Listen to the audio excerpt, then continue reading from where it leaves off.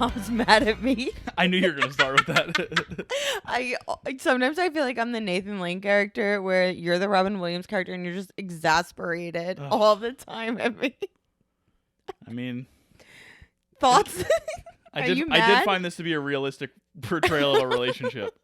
Are you really mad? No, why would I be mad? Because I had my phone at 1% after FaceTiming my sister for half an hour while we were up here waiting to record. No, that's not the issue. And then I know what the issue is. Yeah.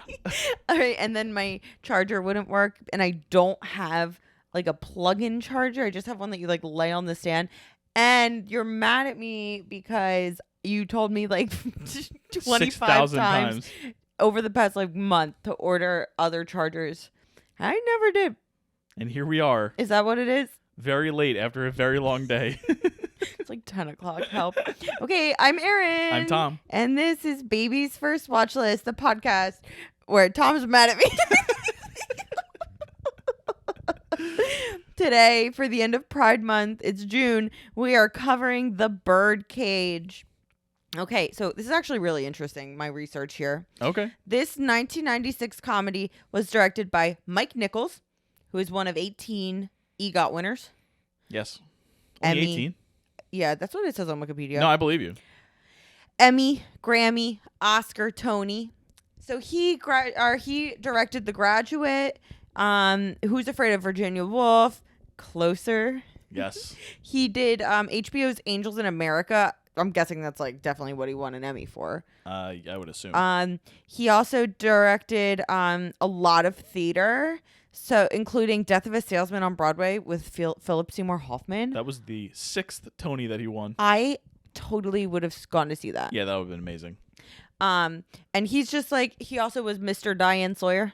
Yes. I would think she was his fourth wife, but Yes. it lasted a really long time until his death. Yeah, it was 26 years. Yeah. So, yeah, Mike Nichols. I love The Graduate. It's such a good movie. He directed this one, and it was adapted from the 1978 French film La Cage aux Folles by Nichols' longtime comedy partner Elaine May. And so Elaine May also has a lot of awards. She's still alive. She was actually the second oldest performer to win a Tony. She won in 2019. Wow. She also has a Grammy, and she has 2 Oscar nominations. The original film, La Cage aux Folles, was based on a French play from like 5 years earlier in like the 70s. And the original film was very prestigious. It won the Golden Globe for Best Foreign Language Film. It was nominated for 3 Oscars: Director, Adapted Screenplay, and Costume Design. La Cage aux Folles also became a Broadway musical based on the play La Cage aux Folles, and I think it was Harvey Fierstein did the some of the music for it, which is like he's the best. Yeah. And the original musical won 6 Tonys, including Best Musical, and both Broadway revivals in 2005 and 2010 won Best Revival of a Musical. Wow. That's like crazy. Yeah. He did not win his first Emmy for Angels in America. It was for Wit. Wit. Yeah. Which I didn't know, so I didn't mention it. Yeah, it was based on a 1999 Pulitzer Prize winning play of the same name, starring Emma Thompson. The movie. It was a TV movie, starring Emma Thompson. Love Emma Thompson. So the cast of The Birdcage includes Robin Williams, Nathan Lane, Gene Hackman, Diane Wiest, Dan Futterman, who is actually Oscar nominated for screenplay. Yeah. He wrote Foxcatcher Mm-hmm. and another one too. Yep. It was another one of that director's movies, I think. Yeah. Come on, Futterman heads. Futterman. What's Capote. the other? Capote. It wasn't that director. Okay. No, it was Bennett Miller. Okay, there you go. Did we watch Capote? We did. I didn't really like it that much. Philip Seymour Hoffman.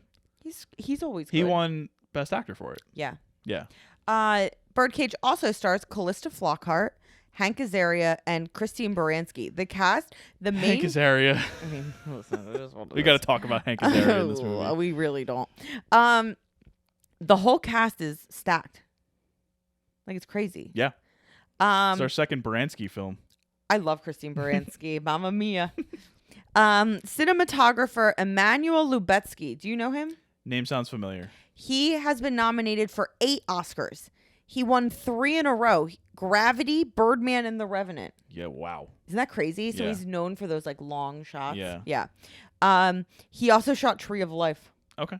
So that tracks with those movies. Yeah. And he shot so much stuff, which is like crazy. He hadn't even reached his peak yet at this point. And he's only in his like late 50s or something. Yeah. So like back in 1996, he was a little baby.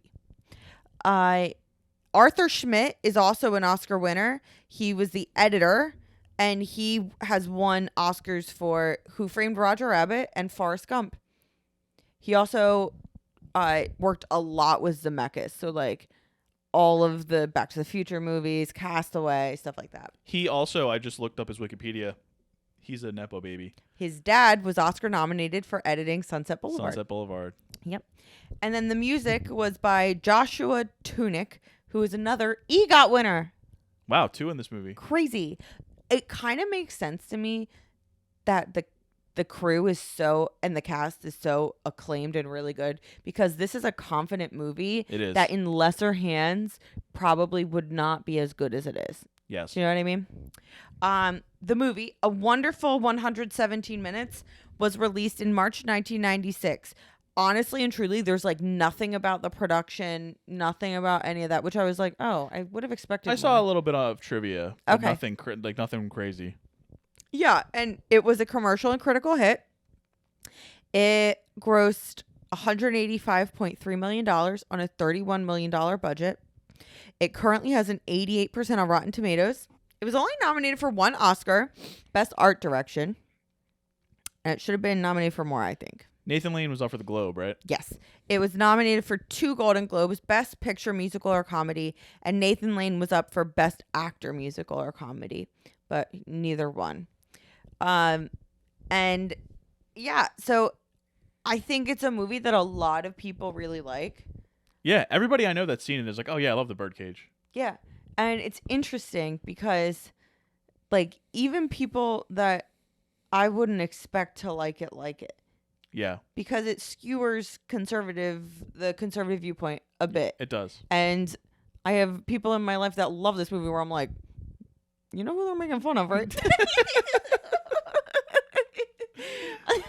Oh man. So I just think it's interesting. It's just a very lovable movie.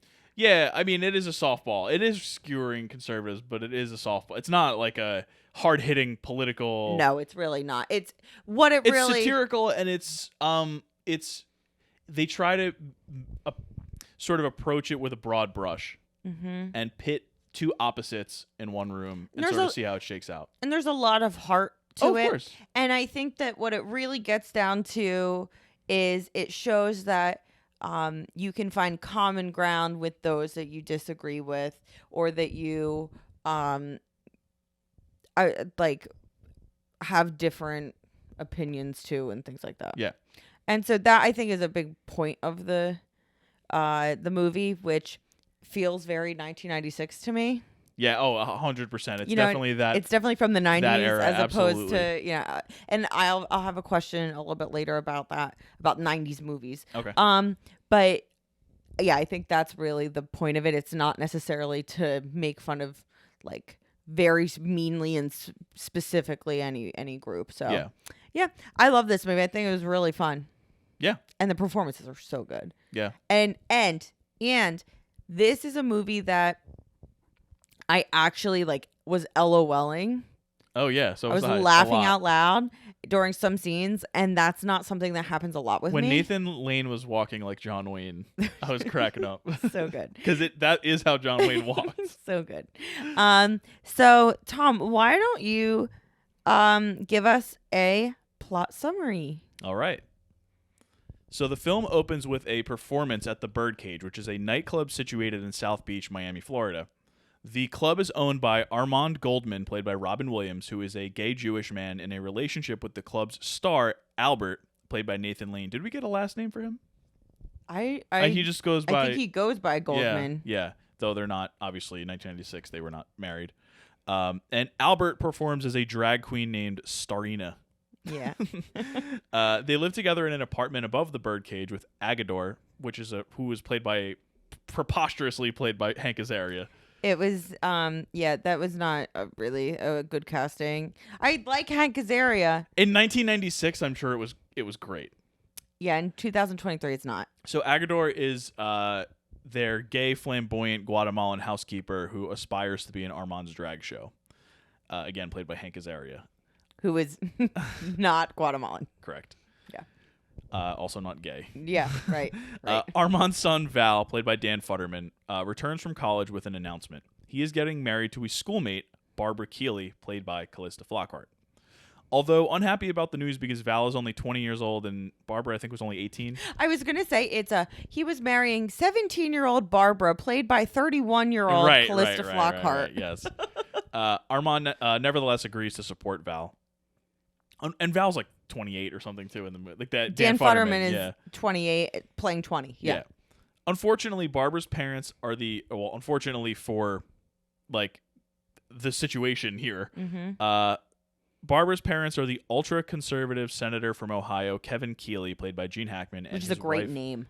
Kevin Keeley? Kevin Keeley is a great character name. And his wife, Louise, played by Diane Wiest. Senator Keeley is infamous throughout the country as the founder of the Coalition for Moral Order, which is a conservative organization basically trying to protect traditional values. Knowing her parents' political views, Barbara has hidden the truth from them, the truth being that, Val's parents are gay.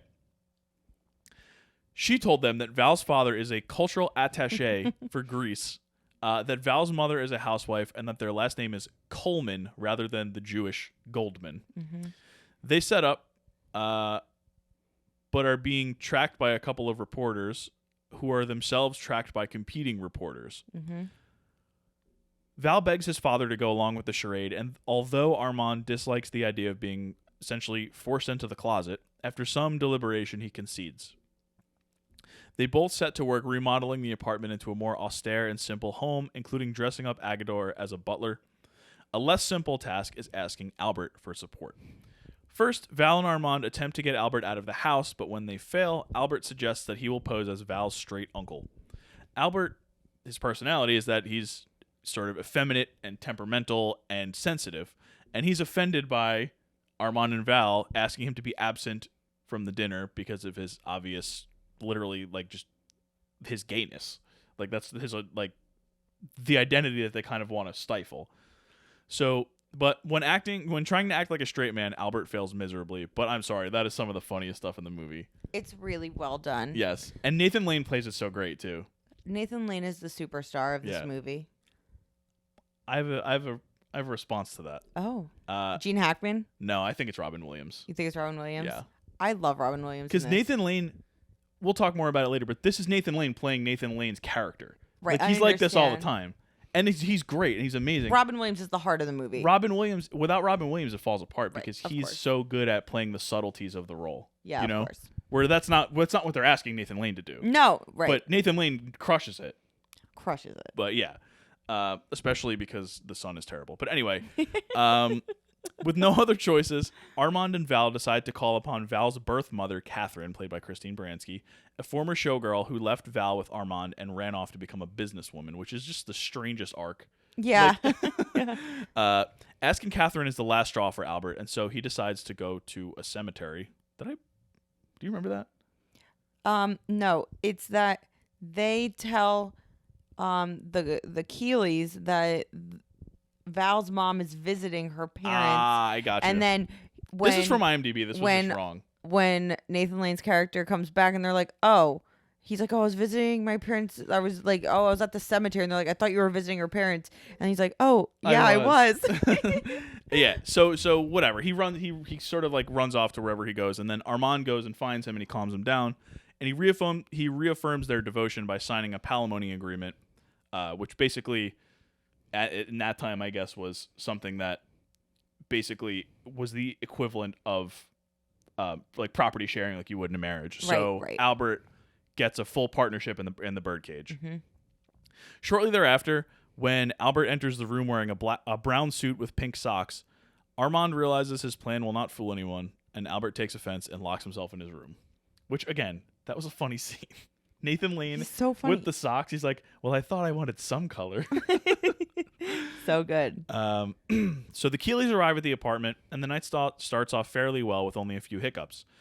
Catherine, who was supposed to join the party, gets stuck in traffic.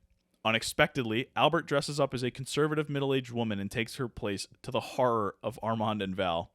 Bizarrely, though, his masquerade works successfully, and Kevin is even smitten with Mrs. Coleman and her liberalness, much to Louise's indignation. However, both Kevin and Louise start to suspect that the Colemans are hiding something, especially when they are served an awful mishmash soup made up of all sorts of ingredients, including hard-boiled eggs, and notice that the plates hold pictures of men in compromising poses. Catherine finally arrives, and everything falls apart. When she gets to the house, she unknowingly reveals the deceptions, leading Val to confess the scheme and finally identify Albert and Armand as his true parents. Kevin is initially confused by the situation, but Louise informs him of the truth, basically says, like, they're gay, can't you see it? And scolds him for being more concerned with his career than his family's happiness. But they discover, as they try to leave, a mass of news crews outside who had tracked them from Ohio, and they duck back into the apartment. Although the Keeleys have now kind of warmed up to their in-laws, they are trapped inside, and for them to appear in the presence of such people would finish his political career, essentially. Especially given all the controversy that had been going on. Albert hits on a brilliant scheme. He dresses the Keeleys up in drag and gives an impromptu performance to We Are Family. As the show goes on, Catherine successfully gets the Keeleys out of the Birdcage without any interception from reporters. The film ends with Val and Barbara getting married in an interfaith ceremony presided over by both a rabbi and a priest, attended by Kevin, Louise, Catherine, Armand, Albert, and many more. And that's The Birdcage. Birdcage. Yes. Great movie. Yeah, very good, very good. It was really fun. It was. Obviously, I can't capture that in Yeah, just watch it plot instead. summary. Yeah, you definitely need to watch this movie. Okay, my first question. All right, so tell me about the son. I said, do you think that he went too far in making his parents go through with this elaborate plan? I have a nuanced answer to this question. From Val's perspective, yes, of course. It shouldn't be. He's old enough to understand the I assume what the path was for his dad, especially, to come out and to feel who he is and be openly gay and own this club and be with Albert, and everybody knows it. You can tell from Williams's performance that this has been a struggle. Right. And there's even a point where when Val initially asked him, where he's like, no, I'm not, I came too far to do this, to go back to go back on everything that I ever, from where I've come from. Mm-hmm. So Val should know that. Mm-hmm. But on the other hand, Armand is a loving father. And when you're a loving father, I wrote something about this, and it's basically just I kind of understand why he went along with it, because even if you don't like your son, and it's not that he doesn't like Val, he does like Val, but even if he didn't like Val, he still loves Val, and he's going to do whatever is going to make his son happy regardless. Right. And so he's just a good dad. And he's willing to go to these extreme lengths to be a good dad. And so and Val should have also known that. Right. And Val probably did know that, and he took advantage of that. And I think he's the real villain of the movie, honestly. Val? Yeah. Yeah. Yeah. Obviously, the homophobic, of course, et cetera, senator is a villain. But in terms of what the core issues of this movie are, I think Val is the villain of the movie. Wow. Yeah. That's a good answer. I also think he went too far. Just chill out. Your parents are nice and fun, so let them be. Yeah. They're good parents. Okay.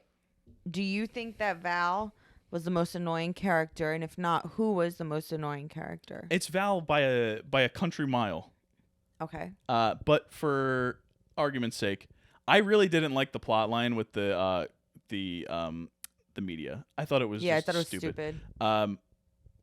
I also didn't really like the ending, but it was the not a 90s. character. It was the 90s, so I get it. I know, but I didn't like most annoying character besides Val. I don't know. I don't think there really were any. I thought that they were all. I have one. Who is it? Oh, Hank Azaria. No, I didn't find him annoying. Okay. I found Barbara annoying. Calista Flockhart's Yeah. character. Do you know why? Why? One part specifically. Why? When the Keeleys are like, oh, like, come on, Barbara, let's go. She goes with them. Oh yeah. And turns them. She's like, I would have liked to be your family. to have been your family. And then starts to go with them. And the only reason that she goes back is because the media's there. Yeah. And so then the next scene, Val and Barbara are all cuddly. I'm like, sorry, didn't she just leave Didn't you? she just say those words? So I thought that was annoying. Yeah, she was annoying. They weren't a good couple. No, I didn't like them. I liked other people way more. Also, I think some other people were better actors. No offense. Yeah. Sorry, Callista. Sorry, I didn't watch Ally McBeal. Sorry, Flock. That's funny. Okay, on the opposite, who was your favorite character? I think mine's Armand. Robin Williams. I'm all about Albert, Nathan Lane. I'm all about that. I get it. I'm no qualms with anybody who says that Nathan Lane's their favorite character in this movie, or Gene Hackman for that matter. Honestly, Gene Hackman, he was lit. Gene Hackman was awesome, and Diane Wiest was great too. Yeah. The thing that was great about her was that there was more under the surface. Yes. Like she was playing like an idiot in the scenes with when all of them are together, but then when you get her with Gene Hackman, she's kind of like she's pretty conniving, and she runs the show. You can tell, and she understands a lot more than she lets on in public. And I thought that was an interesting little twist to that character. But my favorite is Armand for all the reasons I've said. I just think that Robin Williams. I, growing up, admittedly, was not the biggest Robin Williams fan. Like everybody loved him. I was like, okay, he's done some good stuff. I like him in certain movies. Excellent actor. He is amazing in this movie. This is one of the best roles that I've seen him play, and I've seen him play like a lot of good roles. And he still had that little Robin Williams scene where he was like, Fussy, Fussy, Fussy, Martha Graham, Martha Graham. Yeah. Well, the thing with Robin Williams is that when you have a straight guy, like comedic straight guy, in a pairing like that, it helps when the comedic straight guy can also be the other role. Because he knows the crazy part. He knows the timing. He understands the concepts. And so that's exactly what you see out of Robin Williams here. He just lets Nathan Lane cook for most of this movie. Yeah. But he knows, because he's such a good comedian, when and where to jump in, and also a lot of this movie was improv. So like the little line, like that was probably improv. Oh. So he's a floor general, to put it in like in like a basketball context. Okay. Like in this movie, he's a playmaker. In a comedy, he's the point guard. Robin Williams understands what's going on here. He gets the ball to Nathan Lane constantly. He gets the ball to Gene Hackman. He's the facilitator. He holds the whole movie together. Speaking of Robin Williams, what's your favorite Robin Williams role that you've ever seen him in? Well, I'm trying to think of the ones that I've seen him in. I've seen him in this, Aladdin, Insomnia, Hook, Dead Poets Society, Bicentennial Man, Dead Poets Society. Did you see Good Morning Vietnam? I have not seen Good Morning Vietnam. I'm sure he's excellent in that. I watched it a million years ago. Of those, I'm gonna. What about Death to Smoochie? I have not seen Death to Smoochie, which is a big miss. What other movies? Mrs. Doubtfire, Good Will Hunting, Yeah. Jumanji, Patch Adams, which I didn't see. He's in so many movies. I don't know what my favorite, because if you think about those movies, they're all so different. He's really different in every single movie. I think the one that sticks out for me is weird. I don't know if this is weird or not. Insomnia. That is weird. He's like the villain in Insomnia. Yeah. And it's a very serious movie, and it's Al Pacino. It's not funny. No, not at all. It's a Christopher Nolan movie, and there's no humor in Christopher Nolan movies. He's not funny. And it's one of his earlier ones where, if you haven't seen it, Al Pacino is a detective, and he travels to like Alaska or something like that, where it's sunny all the time. It might have been Scandinavia, something like that.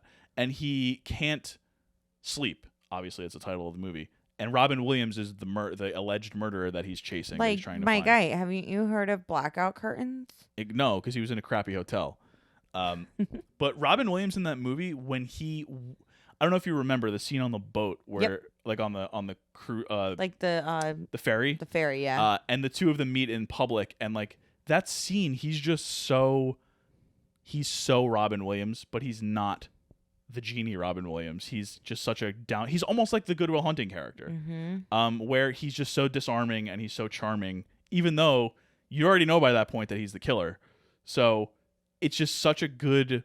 Robin Williams is just so good at disarming you. Yeah. And I think that one, given the nature of the character, is an extra feat in that. It's like how bad can I have the character be and still be able to disarm the audience? Yeah, exactly. And I think that is a probably my favorite role of his. That's great. That's a good answer. What is yours? I honestly can't answer this because I haven't seen Mrs. Doubtfire. Yeah. So I don't know. I haven't seen it in a very long time, so I'm gonna put the asterisk there because maybe it's Mrs. Doubtfire. But from what I've seen a lot. I've actually seen a lot of his more serious roles, which is interesting. But I mean, did you see 1 Hour Photo?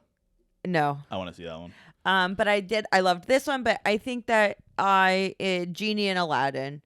Yeah, I mean that's so great. It's a classic. Yeah, and I think that when it comes to all of the roles that people are playing that are like in the live action, all the interpretations of the different characters that are seen as iconic, right?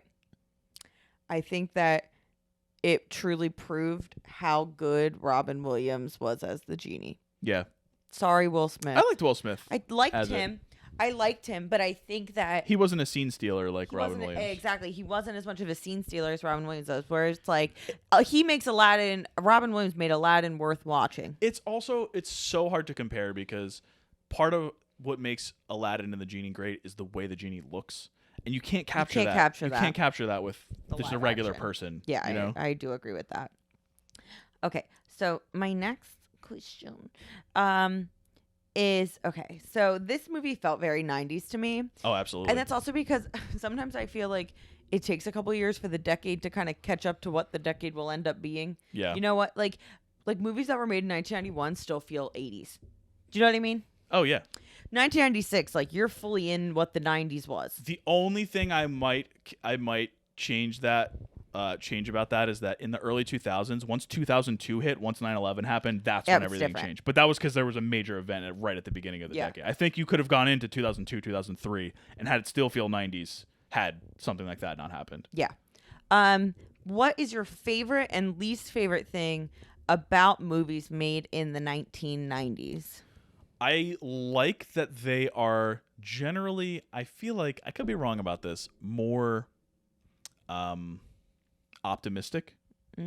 I think that a lot of them, I think that nowadays I feel like everybody's trying to invert a lot of tropes and sort of sometimes try too hard, honestly. I think that there's a lot of stories in the 90s that are complex but effective and optimistic. Like The Birdcage is an optimistic movie.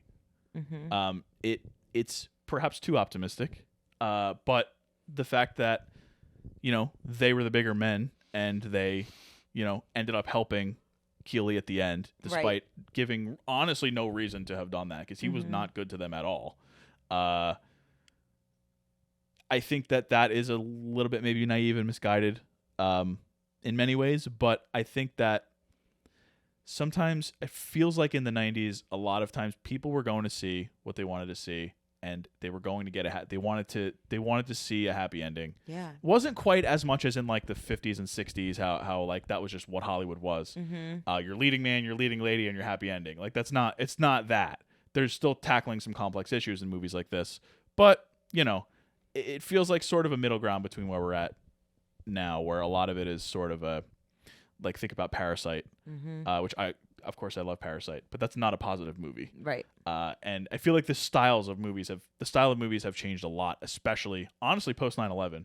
Everything got a lot more stark and gray and negative, and I think that in the 90s we still had that last vestige of color. And a lot of movies were like legal thrillers and all that, which were fun too. But I'm thinking just particularly in a movie like this where it's just a lot of it is bombastic and it's kind of carefree, even despite the issues that it tackles. Mm-hmm. And I think that, from my impression, that's what a lot of movies in the 90s were like, and there's a little bit less of that now. Yeah. What about your least favorite thing? The datedness of it all. Yeah, I mean, there's not really... Even though they mentioned Jeb Bush specifically multiple times. Twice. So funny to me. Well, that is dated. Yeah, of course, of course. But yeah, I mean, this movie I didn't find to be. It was dated, but it wasn't like outside of the Hank Azaria getting this role. I read that he said he would not do this again. Right. But even some of like just the structures, almost like what I was saying, it's kind of a double-edged sword because a lot of times if you're gearing for a happy ending, then like everything else in the movie sort of has to contort itself to that happy ending. Right. So a lot of times things can come out a little bit hokey. Like I found the whole Catherine character in this movie to be a little bit hokey. Mm-hmm. Christine Baranski's good, but yeah. She's the plot device to have them figure out what's going on. Right. And so I find that sometimes when you, like I said, when you have that happy ending that you need to get to, sometimes logic sort of goes out the window a little bit. And so I feel like that's a dated structure for movies. Mm-hmm. And so, well, yeah, that's what I would say. Good answer. Anyway. Do you have one? I agree with you. I think that also I'm not the person who's like, oh my God, everything's a sequel nowadays. But it felt like in the 90s, major studios were taking more chances with the types of stories that were being made. Now, sometimes it feels like the major studios will, like, they want, like, animated franchise, like, established, like, stuff. And back in the 1990s, you know, a movie like this based on a French film, right? For a major studio with the biggest stars of the day, I think that that's something that is more rare nowadays. And obviously, there's more movies made now, so you can of course find lots of interesting, different, unique movies. But these types of movies you're not seeing them on like. They're ads everywhere. I'm not seeing ads everywhere for them, and they, you know, are number one at the box office. Yeah, that never happens anymore. So I like that about movies from the 90s. The fact that like this movie could be such a big hit, when it's literally based on a French play from the 1970s. Like that's cool to me. And you had a lot of the early indie movement in the 90s too, like your Tarantinos, your Kevin Smith, Linklaters. Yeah.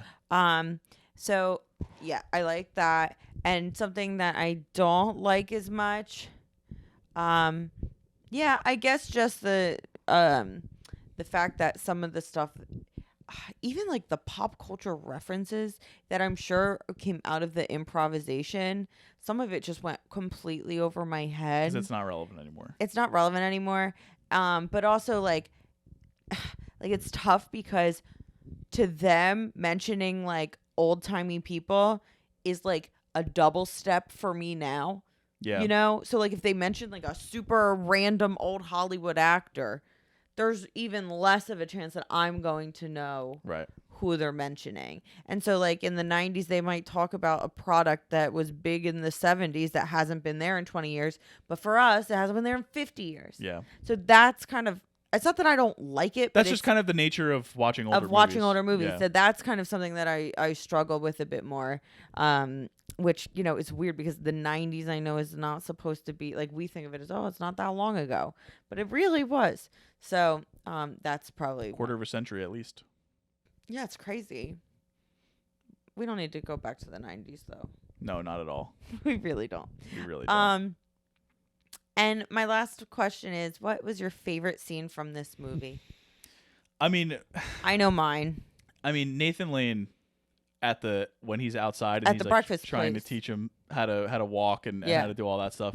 It's unreal. When he's like buttering his toast and he like screams because he accidentally... I pierced the toast! It's so good. That's my favorite scene.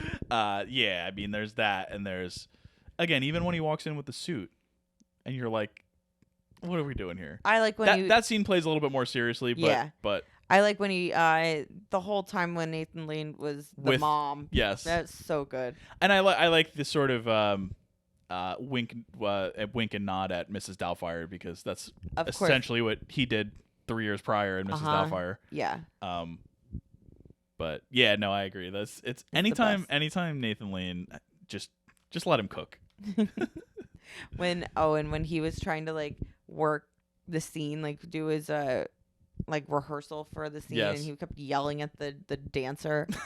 So good. Yeah, Nathan Lane is great. What kind of questions do I have? Do you have a favorite look in the movie? Like a favorite outfit? Honestly, I don't. Mine is Nathan Lane as Mrs. Coleman. Okay, that's fair. So Hank Azaria's character in this movie, as I sort of alluded to, is pretty. If 2023 would not go down this way, he's funny, but he's very funny. He's funny. It's just not. It's not a funny appropriate. actor. Are there any other movies that you like, or that are really good, or pretty good, or whatever, that have one just wildly problematic aspect? Yes, 16 Candles. Okay. Is still not a perfect movie. Like, it is still dated 80s whatever movie, but there's a character, Long Duck Dong, in it. Okay, who is played by an Asian character or an Asian actor, but it's a stereotypical portrayal, and it's I know that it's a major like sticking point now of like that really brings down the quality of the movie. Yeah, and it's offensive. So and it's lazy too. It's lazy. So that is definitely one that sticks out. Obviously, it's the same with Breakfast at Tiffany's, although they had a white character play. Right. And that was also good. Well, that shows you the progression. I don't know. Yeah. No. So that definitely is part of it. And then I think those two in a similar vein is the same way. And then so if you're talking about like other ways that there's something in a movie that really brings it down, I mean, there were a lot of things wrong with this movie, but casting a Jeopardy's Kid winner as the lead in Extremely Loud and Incredibly Close, that was probably the wrong decision. Yeah. I mean, the movie was also awful. Yeah, I wouldn't include that one, really. I don't know if that one counts. Well, I would say just the amount of like homophobic slurs that there are in 2000s comedies. Yeah, that's true. Like, it's not necessarily one thing, but like Superbad, it happens a lot in Superbad. It's a really funny movie, but there's a lot you're like, ugh. You're like, ugh. Yeah. Also, honestly and truly, I love Jake Gyllenhaal, but Jake Gyllenhaal's role in Okja. Really, I was like, what is going on? That was weird to me. Yeah. He played like a very over the top. He was like a journalist or wacky something. Wacky right? journalist. And it just did not. And the movie wasn't really like that. No, it was like a sad thing about a pig. Yeah. Like, why do we need a wacky guy? Yeah. So that's and why did it have to be Jake Gyllenhaal? Yeah. Like, what are we doing? So that's probably another one. Yeah. Yeah, there's I'm sure there's many more. But yeah, for me, most of them hang on content. Yeah. Content or casting. Yeah. Yeah. Who are your top like 3 to 5 actors that represent the 1990s? 1990s. Let's think. Because I think that Williams and Lane both are eligible to be in the conversation. Definitely. Robin Williams probably is in the top 5 for me. Mm-hmm. Nathan Lane probably isn't, but I could see an argument for him with Lion King and with this and like the producers. Yeah. And stuff like that. Angela Bassett. Yeah. Think of What's Love Got to Do with It, which we just watched. I think of what? Waiting to Exhale. Waiting to Exhale is the big one, I think. And then she was in Boys in the Hood. Yeah. All 90s movies. Big 90s movies. So big 90s movies and really good 90s movies too. So I would say definitely Angela Bassett. I think, let's see, who's in the 90s? All right, I have a list for you right here. Okay, great. All right. And I'll tell you if I think of them as that way. All right, it's a top 10 list or top 9 list. Leonardo DiCaprio. I was going to say DiCaprio, but honestly, I don't think. Here's my thing.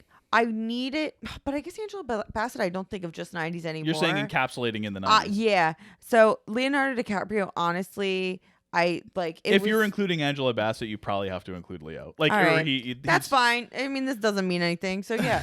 So this one says Growing Pains, What's Eating Gilbert Grape, yeah. Titanic. Romeo and Juliet, Titanic. Those are Basketball Diaries. Those are his big 90s.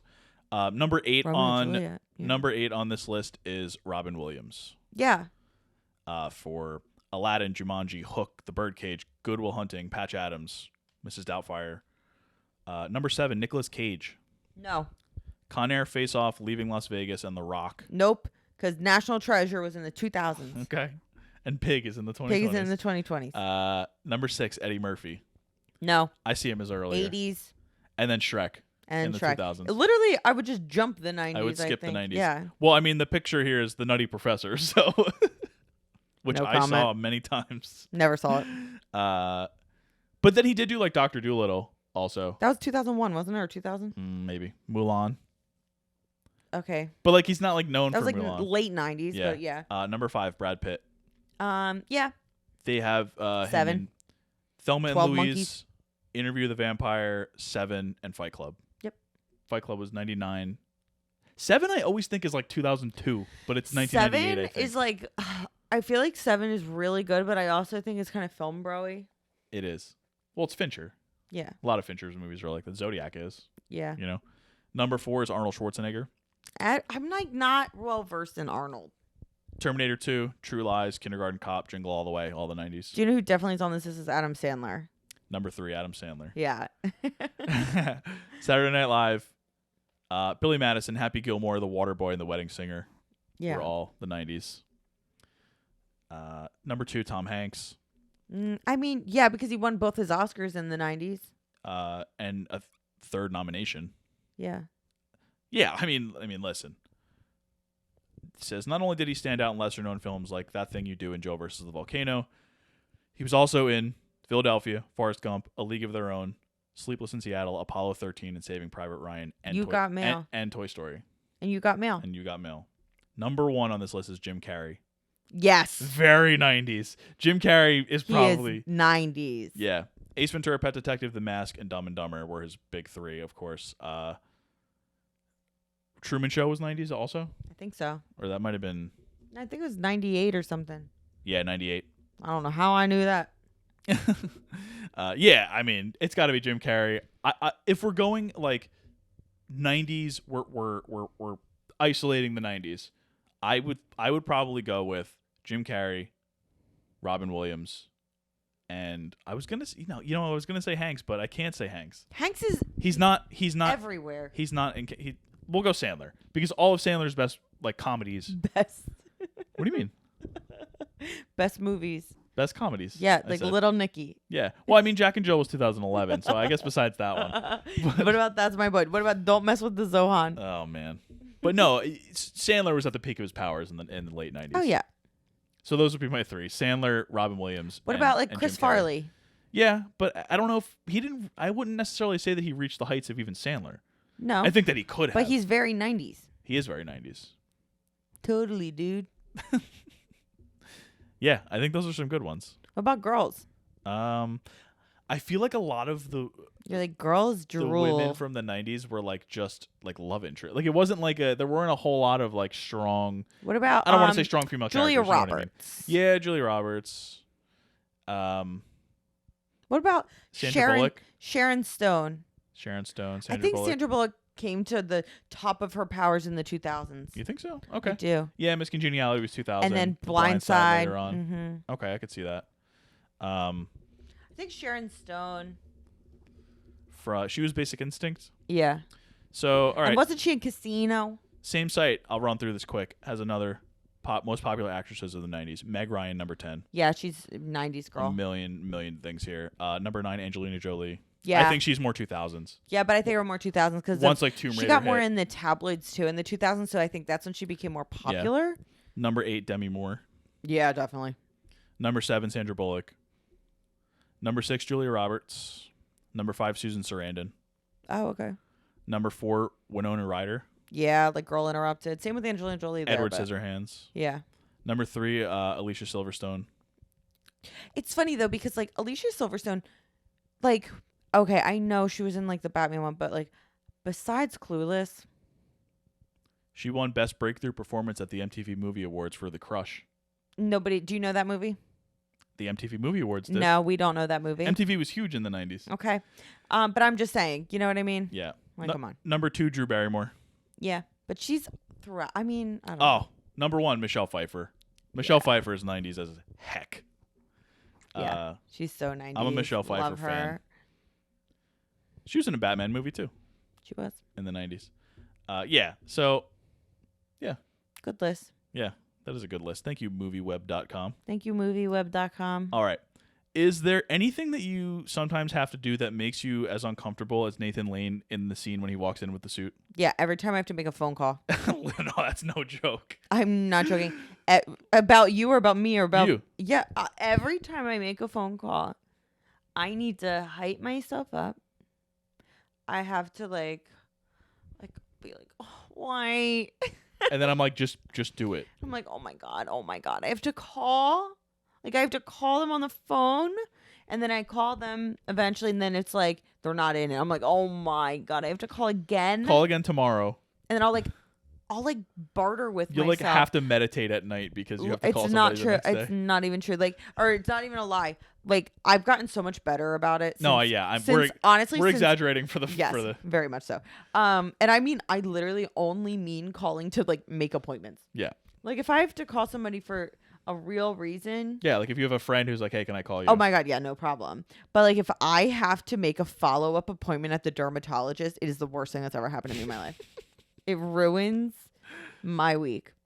When I had oh my god, when my foot, shout out to my left foot, Daniel Day-Lewis. when I had to like call for like the MRI, and then I had to make my follow-up appointment, and then I was like, I need the follow-up appointment to be earlier so that I can get this figured out.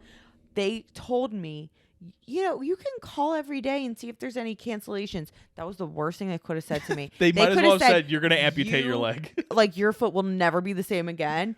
And hearing that I had to call again every day to see if there were any cancellations, that was the worst news I could have gotten. So that's my answer. What about you? When I have to walk in somewhere with a suit. So uncomfortable, right? I hate wearing a suit. I know. So much. Not for the same reasons that I he had does, to wear but like a suit jacket, and I was like, what? I absolutely hate it. Like, why am I doing this? Like, the pandemic has been the best thing to happen to my suit wearing. Like, We hate a suit, people. oh, brutal stuff. Like, what about We leggings? need to diversify men's formal wear. Yeah. We also need to elevate leggings. Agreed, I guess. Let's wear leggings more. I'm not going. Oh, I wear them to softball, pretty much. I wear like the Leggings. compression pants, Why can't they which are be the same thing. formal wear? I agree. Leggings. Black agree. leggings. Would work for my my legs. Okay, this is the main event question. Oh, no. Is soup a meal? Okay, So we in have this- differing opinions on So this. in this movie, Agador serves them whatever garbage stew. Like It was peasant he called it stew, like that's peasant just like stew or whatever something. he found in the And he's fridge. like, I don't know what it is. And there was nothing else. There was no entree. So I have a strong opinion on this. Is soup a meal? I think soup's a meal. I know you disagree, but let me tell you why I think soup's a meal. Because you don't eat that much. Because I don't eat that much. So, like, for me, like, yeah, that's tasty. Here's my reason. No, I actually have real reasons. Okay. I think that soup's a meal because if you get it in a big bowl, there's more food in there. But also, like, I don't even eat these kinds of soups. But like stews I was are hearty. my answer. I'm going to qualify by saying soup can be a meal. What about like a chunky soup? I don't think so. Because What about a thick soup? Like a you thick, mean like a Campbell's chunky soup, like a can of soup? I don't really do cans of soup. Well, when you said chunky soup, that's where my brain went. No, I'm thinking of like a soup with like chunks of stuff in it.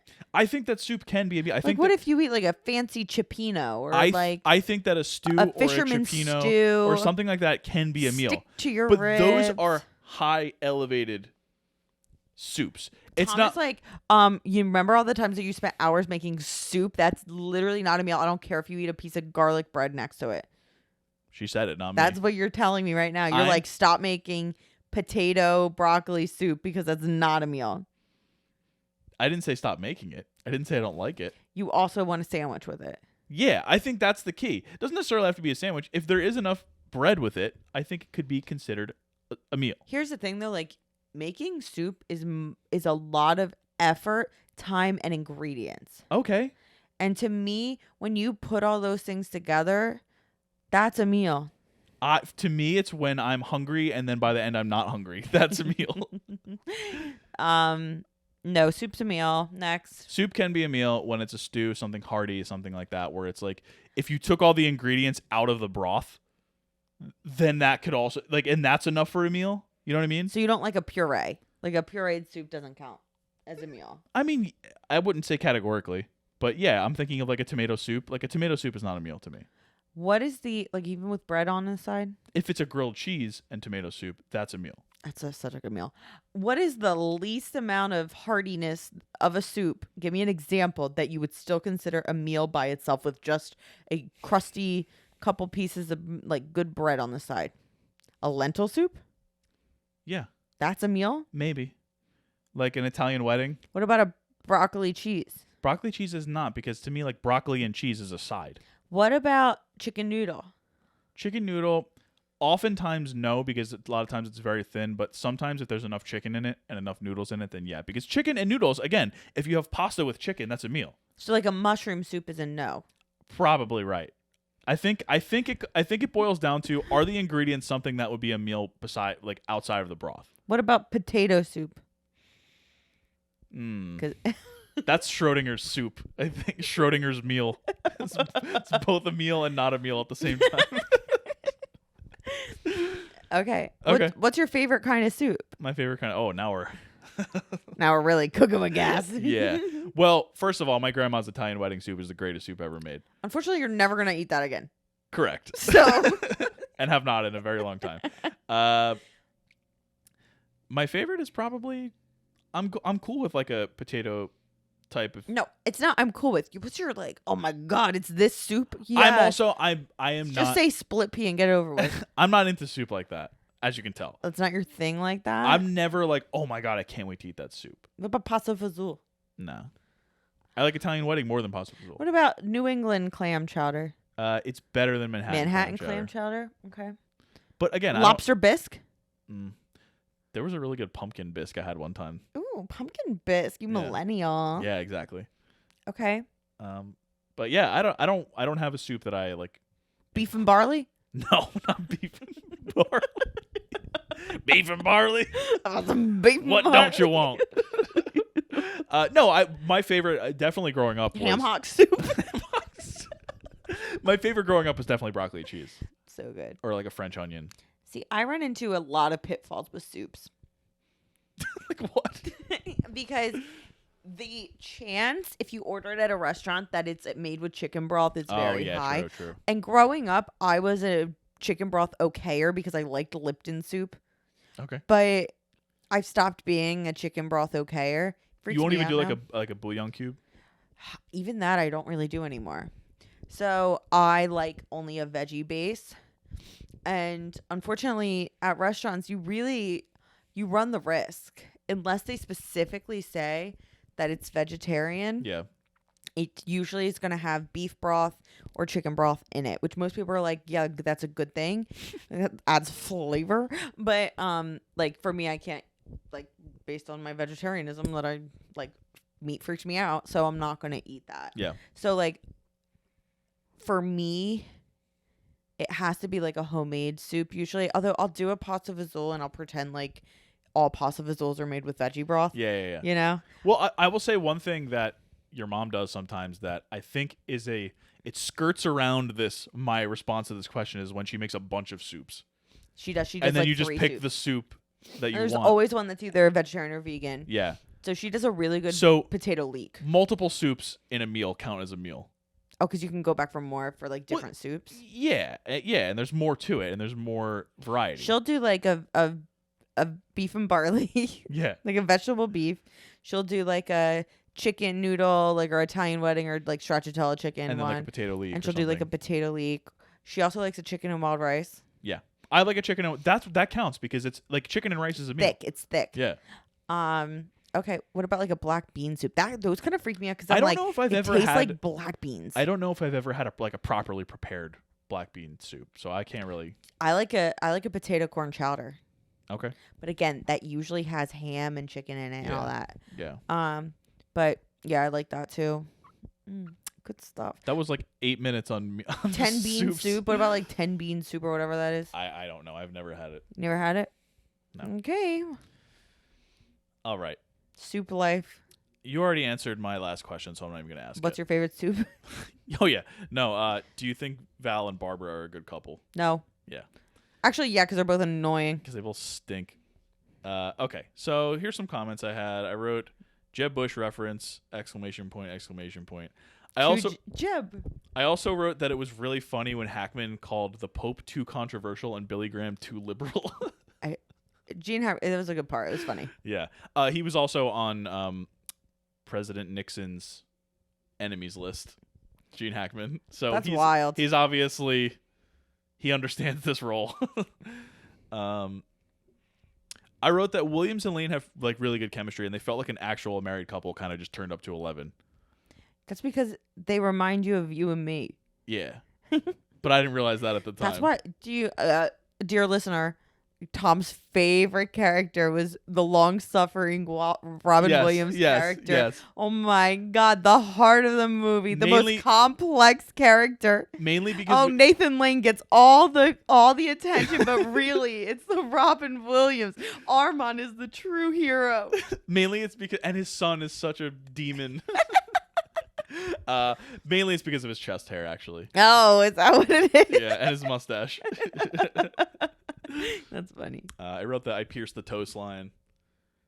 I also wrote there's such like good little moments in the writing here, like outside of the craziness. Yeah.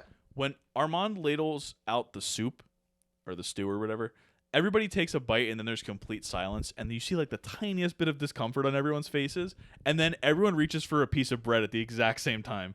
It's so good. That's fun. To be like, this stew is awful. But like nobody says it out loud because it's a dinner party and it would be rude to say it out loud until Robin Williams goes back to the kitchen and he's like, what the hell is that? But like it's such like a little tiny bit of like input into the characters' brains without actually, very subtle, very show don't tell. I loved it. Good job. That was just one example of that. There was a lot of that throughout. Yeah. Yeah, so that's all I've got for we talked about most of the stuff that I had written down. So I got the Roger Ebert review. What do you think he gave it? 3. 3 out of 4. I know my Ebert. He said, since the material, he had obviously seen La Cage aux Folles, because he's Roger Ebert. Since the material is familiar, what's a little amazing is how fresh it seems at times in the hands of the American cast. Robin Williams is the best surprise. In a role that seems written as a license for flamboyance, he's more restrained than in anything he's done since Awakenings in 1990. Nathan Lane from Broadway's Guys and Dolls doesn't have quite the semi-hysterical sincerity that Michelle Serrault had in the original, and his impersonation of Val's mother is a little too obvious and over the top, but he works well the rest of the time, especially in his more pensive passages. One problem is that some of his biggest moments, as when he tries to practice walking like John Wayne, are telegraphed from the earlier movie, so that must be a bit from the earlier one. Most of the biggest laughs for me came from Gene Hackman and Diane Wiest as the senator and his wife. Hackman's senator is weathering a crisis and thinks maybe meeting his new in-laws will appease his right-wing constituents by promoting family values. Wiest, who sees and understands more than her husband but dotes on him, reads the situation in South Beach more quickly but goes with the flow. The Birdcage is the first time Mike Nichols and Elaine May, who helped define improvisational comedy in the 1950s, have worked together on a movie. What mostly sparkles from their work here is the dialogue, as when the senator's daughter, trying to cast the situation in the best possible light, explains that South Beach is, quote, about 2 minutes from Fisher Island, where Jeb Bush lives, or when the Williams character surveys the crowd at his nightclub and whispers to the maitre d', free coffee for the Kennedys. So good. Yeah. So yeah, he liked it. I think that was only obviously a small part of the review. He kind of said it was just like we had seen it before. Sure. And it wasn't necessarily essential. If you've seen the original, but I don't care. I liked it. Me too. And he liked it. So here is Tom's top 5 trivia. Robin Williams was originally cast as Albert, Oh, okay. but he wanted to change from his flamboyant type of character that he had, I guess, been playing Like in a lot Mrs. at that time. Doubtfire, yeah. Also, with his character dressing in drag, it would have essentially been a repeat of Mrs. Doubtfire. Thus, he asked to be cast as Armand after the original Armand, Steve Martin, dropped out. Oh, Steve Martin. Interesting. Yeah. Those two would have been great too. Oh, yeah, that would have been great too. I couldn't be happier to have Nathan Lane in this movie. But number 2, with $18.3 million, it had the highest weekend opening gross with an openly gay character in the lead until. Is it something that like I wouldn't even like? What is it? 2009, Bruno. Stop. Awful. We're not. Awful. That does not count. Awful. That does not count. So there's a line that Agador has, and he says, he says to Armand, "Why won't you let me be in the show? Are you afraid of my Guatemalanness?" Mm-hmm. And Armand says, "You're what?" And he goes, "My Guatemalanness, my natural heat. You're afraid I'm too again, this is Hank Azaria. You're afraid I'm too primitive to be on the stage with your little estrogen rockettes, right?" And Armand says, "You're right. I'm afraid of your heat." So that line, pro wrestler Eddie Guerrero based his Latino heat character off of that line. Oh my gosh. You love Eddie Guerrero. He is one of my favorites. Top probably 3 all time. Tom's top 3 wrestlers. Yes, Eddie Guerrero. In the scene where Wait, who's your number 1? I was a big Bret Hart fan. Eddie Guerrero. I was a Randy Orton fan when I was younger too. Hornswoggle. What's his name? Hornswoggle? Yeah. We got to do the wrestler one day. Oh, it's so good. In the scene where Gene Hackman is on the ladder, he gives the peace sign as a reference to Richard Nixon. I knew that. Which, as I said, he was on his enemies list. That's so shady. Yeah. And finally, Mike Nichols required that Nathan Lane and Robin Williams filmed at least one good take of each scene sticking to the script before he let them improvise. That's probably a good idea. Yeah, and obviously both of the actors are known for improvising, Lane and Williams. So that's some trivia. The only casting I have was that Diane Keaton was the first choice for Louise. I could see that. But she felt the role was too similar to her character in Father of the Bride. It's kind of interesting because both Diane Keaton and Diane Weister were actresses in a lot of Woody Allen movies. Oh, yeah. So I wonder if that was not necessarily purposeful, but there was a certain type of character they were looking for, and these actresses had played roles that were sort of in that vein. Mm-hmm. I wonder. The only thing I have I wrote down the taglines. I didn't say them yet, but there were 2 taglines. One of them is "Come as you are," which is the main one, and then the other one. They weren't great, but I always like looking up the taglines. And the second one was, "What could possibly become between a match made in heaven? The parents, dinner, and a nightclub called the Birdcage." Oh. So that's the Birdcage. Does the Birdcage make Baby's first watch list? Yeah. Yeah, this is one that I would watch with him. Yeah. This So is fun. one that it wasn't super vulgar. Right, of course. Not that I would watch it with him today. Right, no. But it's not this isn't one that has to wait until he's 18 or 20 or whatever, Yeah. Yeah, I totally agree. Do you have any takeaways? Yes.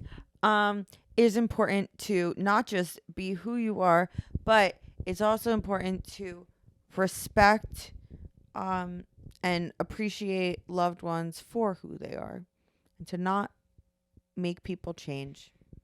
Yeah. Based on their themselves. Yeah. Listen, I mean, if you start to date someone and you want to get married to them and their father is a Bears fan, don't make me not be a Packers fan because he's a Bears fan. There you go. It's okay. We will figure it out. We will meet in the middle. We will be okay. Perfect. He will accept me for who I am. Just root for the Eagles instead. Ugh. All right. Go Birds. Yeah, so we don't have a movie next week yet. We got to figure out. We didn't figure July. out our schedule, but we will. Check out Instagram. That's usually where I put it up. So we're doing an episode next week. We just haven't figured out. It's been a crazy few days. Honestly, it'll probably be Grease. It might be Grease, but it might not be. I mean, I just thought of it right now. I would say there's a 50-50 chance it's either going to be Grease or it's not going to be Grease. Yeah. Yeah. So, yeah, we'll see what happens. This was the Birdcage, and so, yeah, we hope if you haven't seen it and you for some reason listens to episodes where you haven't seen the movie, watch the movie. It's great. Also, it's like weirdly on MGM Plus, which even weirder we have. Yeah. I don't know how we have MGM Plus, but you might too. So yeah, exactly. And I think it's on like Tubi or Pluto or something, one of the free ones. Yeah, so that is the Birdcage. And so keep doing what you're doing, everybody. Oh my God, my microphone was turned off the whole time. No, I'm just kidding. I didn't want to end it without being mad at me again. Oh, Jesus. All right, Okay, see you later. Bye.